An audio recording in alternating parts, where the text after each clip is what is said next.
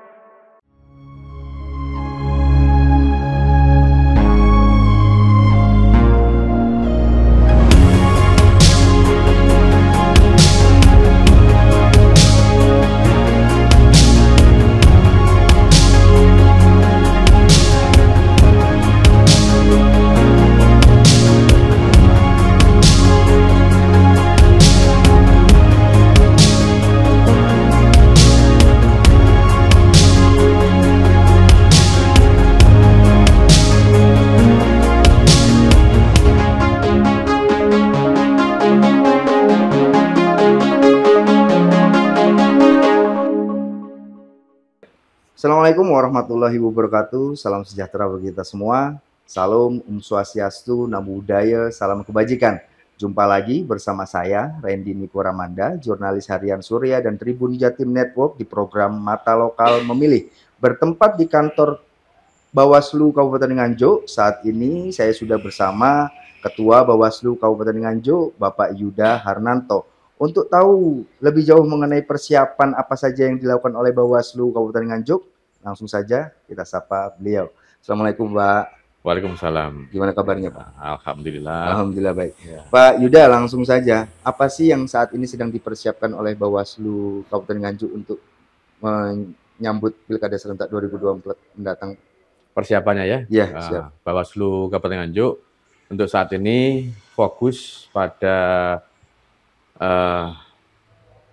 penguatan SDM, ya, diawali dengan rekrutmen dan pembentukan panitia pengawas kecamatan yang nanti secara berturut-turut akan juga direkrutmen untuk pengawas desa dan kelurahan. Baik.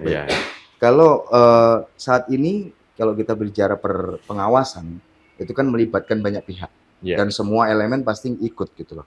Nah, untuk menumbuhkan partisipatif berbasis masyarakat sipil itu seperti apa, Pak? Mungkin Pak Yuda akan punya trik khusus untuk pelaksanaan Pilkada serentak 2024 mendatang. Ya, memang kalau di Bawaslu ini ada program kegiatan yang namanya pengawasan partisipatif. Ya, jadi Bawaslu yang sudah dilakukan untuk pemilu yang sudah dilaksanakan kemarin, memang kita bekerja sama dengan semua elemen yang mampu dan bisa untuk kita rangkul. Dan memang pengawasan partisipatif ini sangat efektif dalam hal melibatkan semua stakeholder dalam pengawasan. Jadi akan tumbuh suatu kesadaran bahwa pengawasan dalam pelaksanaan pemilu maupun pilkada itu tidak hanya semata-mata tugas dari pengawas pemilu. Betul. Nah, sehingga masyarakat merasa tergugah dan sadar, kemudian kita dorong, kita rangkul, sehingga bersama-sama tanpa harus kita mintai, semua ikut berpartisipasi dalam hal pengawasan, sehingga harapan kita terwujudnya pemilu yang luber dan jurdil itu bisa tercapai. Baik, kalau bicara pengawasan masyarakat sipil, mungkin kita sedikit beri wawasan ke masyarakat umum ya, Pak. Bagaimana sih teknis mereka melaporkan kalau mereka nanti dalam pelaksanaannya menemukan bentuk-bentuk pelanggaran? Ya. Seperti apa? Pertama pasti kita tidak mungkin akan lepas dari yang namanya sosialisasi. Siap. Yang kedua, pendidikan pemilih. Oke. Kemudian partisipasi aktif masyarakat. Siap. Nah, 3 hal ini memang sangat penting dan sebenarnya tidak hanya tanggung jawab dari Bawaslu. Siap. Ya. Jadi tanggung jawab semua pemangku kepentingan di sini memang ada.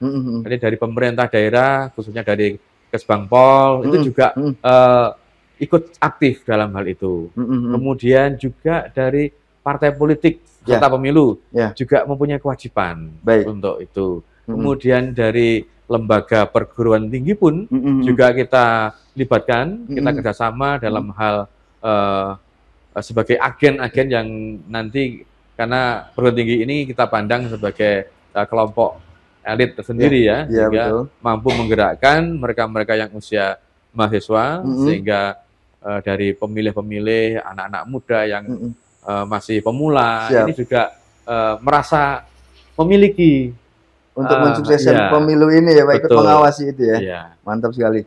Kalau berkaca pada pelaksanaan Pilpres dan Pileg lalu Pak, mungkin ada catatan-catatan khusus nggak dari Bawaslu Kabupaten Nganjuk supaya jangan sampai terulang atau evaluasi lah, seperti apa? Ya, sedikit evaluasi dari pelaksanaan pemilu, baik Pileg Pilpres kemarin, memang khususnya di Nganjuk, ini memang luar biasa ya. Jadi berbeda dengan tahun 2019. Jadi ada beberapa dapil yang kemudian perolehan kursinya ini ada yang melonjak drastis, kemudian ada yang justru menurun. Nah, sementara pemilihnya kan sama. Nah, sehingga bagaimana para peserta pemilu ini merebut hati pemilih. Kan begitu. Nah, bagi cara, strategi dan lain sebagainya itu memang betul-betul sudah dimiliki dan sudah dipahami oleh peserta pemilu. Betul. Hanya saja memang yang namanya money politik itu memang dari sejak zaman dulu sampai sekarang pun itu tidak bisa hilang. Gitu itu ya, seperti satelit ya, satelit bulan bagi satelit bumi ya. Selalu mengiringi ya. Meskipun ya kadang kelihatan nampak tebal, kelihatan nampak tipis, gitu. Tapi kalau hilang tidak ada. Tetap baunya ada, tapi orang-orangnya itu yang susah gitu. Sulit kita untuk membuktikan dan lain sebagainya. Tapi memang ada, dirasakan itu ada. Tapi ada beberapa hal yang kalau kita lakukan secara prosedur dari Bawaslu, memang belum bisa untuk kita buktikan tentang pelaksanaannya itu. Tetapi juga dirasakan memang ada seperti itu. Kalau apakah itu bentuk bahwa masyarakat perlu pendidikan politik yang lebih atau seperti apa, Pak? Pendidikan politik memang terus meningkatkan terus. Atau malah karena terlalu banyak pendidikan terus lebih pintar gitu atau seperti apa, Pak? Dalam ini masyarakat kita sebenarnya dari sisi untuk money politik itu sebenarnya lebih pintar tapi dalam tanda kutip ya, dalam tanda kutip itu. Ya, sehingga memang kita sulit membuktikan, tapi praktek-praktek itu masih ada karena bentuk-bentuk money politik itu kan semakin ke sini berubah terus bentuknya. Apalagi sekarang ada model semacam e-money gitu ya. Nah, e-money seperti itu. Luar biasa ya Nganjuk ini berarti ya. Misalkan di belanja di waralaba gitu ya. Itu sudah ada kerjasama. Nanti kalau bahwa si A nanti ngambil sekian, itu sudah begitu ya, Pak, jadi canggih memang. Tapi kan untuk diproses lebih lanjut ke proses hukum yang ditangani oleh Bawaslu memang nanti tidak cukup. Berarti itu sempat jadi temuan di Pilpres dan Pileg lalu dan Pak sudah ditindaklanjuti itu Pak ya. Jadi indikasi itu ada. Indikasi-indikasi semacam itu. Saya kata indikasi memang kita sulit untuk membuktikan. Fasilitas semacam itu kan juga menarik. Itu yang saya sampaikan tadi. Itu semakin berbobot, semakin canggih. Iya. Kalau selain money politik, selalu kan kita dapat isu-isu soal netralitas. Nah, mungkin Bawaslu sendiri melihatnya seperti apa sih berkaca di Pilpres dan Pileg lalu? Untuk netralitas sendiri di Kabupaten Nganjuk seperti apa? Kalau saya lebih jujur ya, berbicara lebih jujur apa adanya gitu ya. Selama contoh saja nih, contoh kecil aja. Sulit kita menyampaikan bahwa pasti akan netral 100% bagi ASN misalnya ya. Itu saya pikir sulit juga. Kenapa? Karena mereka punya hak pilih. Betul. Kalau tidak punya hak pilih, maka bisa mereka untuk dikatakan netral. Ya. Nah, tapi kalau masih punya hak pilih, itu sulit dikatakan netral. Nah, makanya ini suatu tantangan sendiri. Kami berharap ada regulasi-regulasi baru nanti yang ditelurkan sehingga bisa mengantisipasi netralitas-netralitas yang terjadi. Bukan berarti di Nganjuk untuk netralitas ASN, TNI dan Polri-nya begitu kuat dan ada, tidak. Tapi memang kita melihatnya memang indikasi kenapa kok kita berbicara tentang netralitas. Netralitas tetapi punya hak pilih itu kan saya pikir sulit. Nah, karena mereka yang terikat dalam suatu organisasi itu memang pasti akan digerakkan sesuai dengan komunitas. Seperti itu. Kalau ini Mas, satu lagi terkait menyebarnya informasi hoax, itu kan potensial untuk menggesek menyebabkan suhu politik di bawah itu kan rada-rada memanas. Nah, mungkin antisipasi Bawaslu atau langkah yang akan dilakukan oleh Bawaslu ke depan seperti apa? Benar sekali ya. Sehingga di awal tadi apa persiapan Bawaslu saat ini salah satunya adalah menyiapkan SDM-SDM yang kita rekrut ya. Nah, sehingga memang kami mencari organ kita yang ada di bawah itu sekaligus nanti untuk memberikan pemahaman, sosialisasi, pendidikan politik dan lain-lain, terutama yang berkaitan dengan isu-isu hoax tadi ya.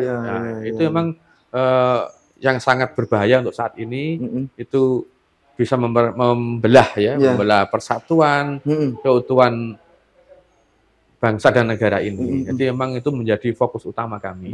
Sehingga kami akan meningkatkan ya kualitas SDM kami, baik tentang integritasnya, tentang kapasitasnya, maupun satu lagi ini ya. Nah, jadi ada 3 sebenarnya. Ya, itu. Kalau ini Pak, langkah untuk suhu politik ketika memanas, itu kan biasanya Bawaslu punya trik-trik khusus. Misal kayak menggandeng kiai untuk mendinginkan atau menggandeng siapa. Nah, itu Bawaslu Kabupaten Nganjuk ada nggak langkah seperti itu? Langkah apapun pasti akan kita lakukan untuk mendinginkan seperti itu. Ya, memang kami akan mengedepankan yang namanya komunikasi dan koordinasi. Ini satu poin yang paling penting bagi Bawaslu. Itu adalah meningkatkan komunikasi dan koordinasi, baik ke samping maupun ke atas. Nah, untuk semua jajaran, baik di tingkat kabupaten, di tingkat kecamatan, di tingkat desa, ini kami melakukan seperti itu. Sehingga kalau komunikasi dan koordinasinya bagus, insya Allah itu semua akan teredam dengan sendirinya. Kondusif langsung. Luar biasa. Baik, Pak Yuda, ini masuk sesi terakhir. Saya memberi waktu 1 atau 2 menit Pak Yuda untuk memberi wejangan, ajakan atau imbauan kepada calon pemilih kita untuk pelaksanaan Pilkada serentak 2024 mendatang. Monggo Pak kameranya. Terima kasih ya. Jadi kepada warga Nganjuk ya khususnya, baik sebagai pemilih ya nantinya maupun yang belum punya hak pilih pun itu harus berpikir dan berpandangan ke depan, yaitu untuk menjaga stabilitas di daerah kita khususnya dan untuk negara kita. Karena dalam hal menjaga kondusivitas daerah ini juga berimbas pada kondusivitas nasional. Nah, yang harus dilakukan salah satunya yaitu partisipasi aktif dari semua warga Nganjuk. Partisipasi aktif di sini adalah partisipasi sebagai sebagai pemilih yang mempunyai hak pilih, maka gunakan hak pilih sebaik-baiknya. Kemudian dalam hal memilih, menjadi pemilih yang cerdas. Menjadi pemilih yang cerdas itu adalah pemilih yang mampu memilih sesuai dengan hati nuraninya. Apalagi kalau kemudian memilih ini didasari dengan faktor-faktor yang lain. Munculnya suatu kebencian karena adanya isu-isu negatif, berita-berita yang belum tentu kebenarannya, bahkan itu merupakan berita bohong atau hoax, ya, itu maka bijak-bijaklah kita semua dalam memilah informasi. Ya, jadi ada informasi-informasi yang harus kita pilih dan kita pilah sehingga menjadi pemilih yang cerdas. Seperti itu, sehingga insya Allah kalau seperti itu maka akan terwujud cita-cita kita semua agar terlaksana yang namanya pemilihan kepala daerah, ya, yang bersih, yang luber, langsung, umum, bebas dan rahasia. Dan itu merupakan harapan kita semua dengan suasana penuh nyaman, riang, gembira, ya, tidak saling bermusuhan, tidak saling terbelah, saling bergandeng tangan untuk satu tujuan, yaitu terwujudnya Nganjuk yang maju dan kondusif. Terima kasih Pak Yuda. Baik Tribuners, itu tadi bincang santai saya dengan Ketua Bawaslu Kabupaten Nganjuk, Pak Yuda Hernanto. Semoga bisa diambil manfaat dan hikmahnya. Akhirul kalam, saya Randy Nukoramanda, pamit. Assalamualaikum warahmatullahi wabarakatuh. Waalaikumsalam.